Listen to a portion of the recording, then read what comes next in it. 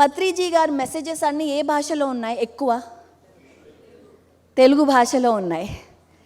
ఆయన భాషలు వెళ్ళాలి, ఆయన మెసేజెస్ వెళ్ళాలంటే ఫస్ట్ భాష వెళ్ళేది ట్రాన్స్లేట్ చేసుకోవచ్చు మనం, కానీ వెళ్ళాలంటే ఫస్ట్ తెలుగులో ప్రతి కంట్రీలో తెలుగు వాళ్ళు ఉన్నారు. అవునా? మన తెలుగు వాళ్ళు అన్ని ఐటీ వల్ల ప్రతి కంట్రీలో, ఐటీ అంటే తెలుగు వాళ్ళే, అక్కడ ప్రతి కంట్రీలో తెలుగు వాళ్ళు ఉన్నారు. ఆ తెలుగు వాళ్ళని మనం యాక్టివేట్ చేస్తే ధ్యాన జగత్ అనేది వాళ్ళు ఆర్గనైజర్స్ అయ్యి వాళ్ళు యాక్టివేట్ చేస్తారు. ఎలా వెళ్తుంది వాళ్ళకి ఇది మెసేజెస్ అన్నీ? PMC, pyramid meditation channel.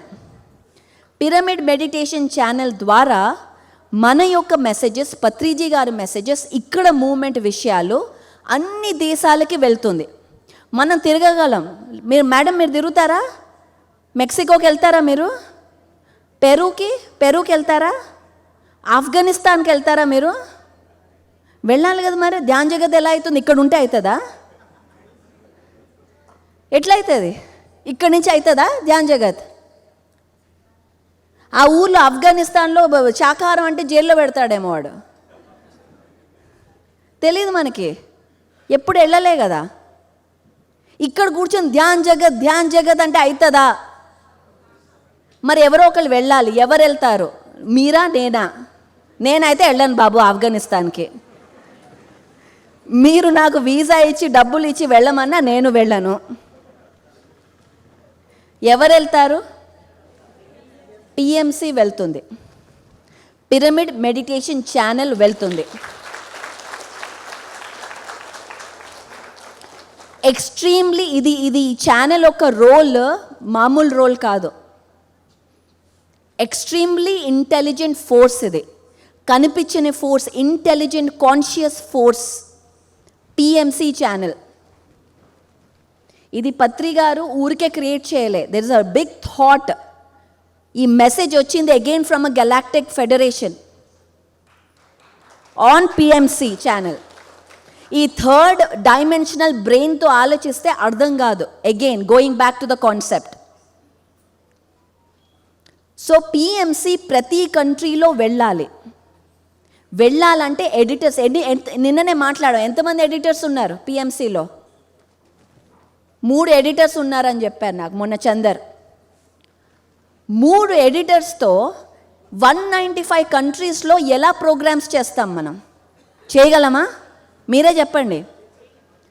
Minimum నన్ను అడిగితే 50 ఎడిటర్స్ ఉండాలి. Minimum 50 editors. మరి మినిమం 50 ఎడిటర్స్ ఉండాలంటే మనం ఫస్ట్ అది గుర్తించాలి. అది ఒక ఆవశ్యకత.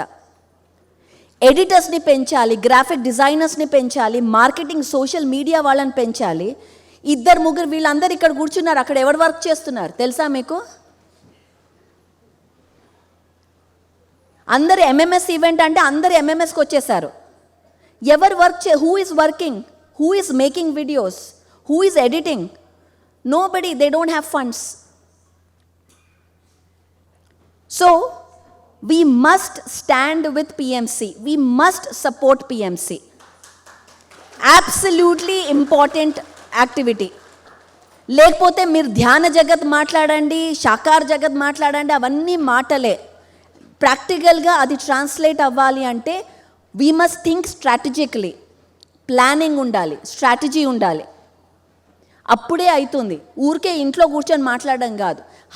యుఎస్కి వెళ్ళాలంటే ఊరికే వెళ్తాను ధ్యానం చేస్తానంటే అయిపోతుందా? యుఎస్కి వెళ్ళాలంటే ఏం చేయాలి?